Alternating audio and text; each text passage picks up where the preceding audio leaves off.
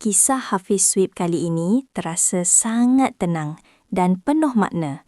Dia kongsikan bagaimana dia bantu isterinya, Fiona Safia, yang kini sedang menyesuaikan diri sebagai saudara baharu dalam Islam.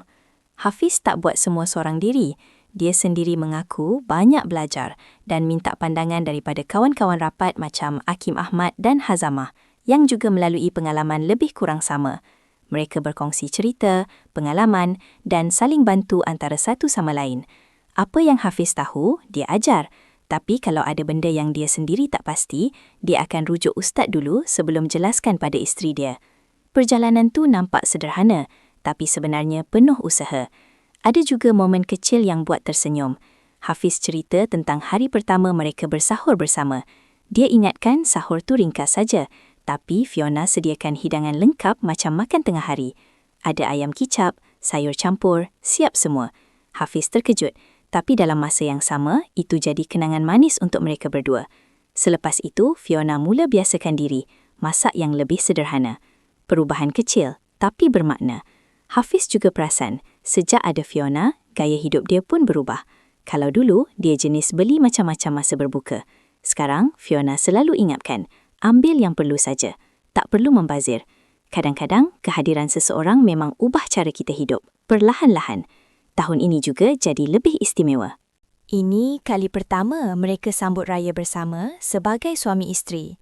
Dan kali pertama juga, Fiona merasai Aidilfitri sebagai saudara baharu. Bukan saja pengalaman baru untuk dia, tapi juga untuk Hafiz sendiri. Dalam kegembiraan tu, tetap ada rasa sayu.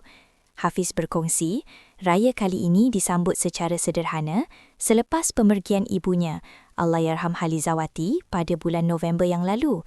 Suasana terasa berbeza, ada kekosongan yang sukar digambarkan. Bila balik ke rumah keluarga, terasa sunyi, sebab sebelum ini arwah ibu yang selalu menceriakan suasana. Dan untuk Fiona, pengalaman berpuasa tahun ini juga sangat bermakna. Dia berjaya puasa penuh buat pertama kali. Kalau dulu sekadar ikut kawan, kali ini betul-betul belajar dan jalani dengan bimbingan suami. Untuk imbas semula, Hafiz dan Fiona sah berkahwin pada 13 Februari dalam satu majlis tertutup bersama keluarga terdekat di Kuching. Sebelum ini, Hafiz pernah berkahwin dan dikurniakan 2 orang anak, manakala Fiona juga mempunyai 3 orang cahaya mata daripada perkahwinan terdahulu.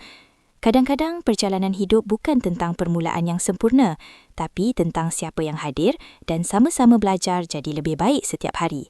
Apa pendapat korang? Terima kasih kerana menonton Chua Viral TV.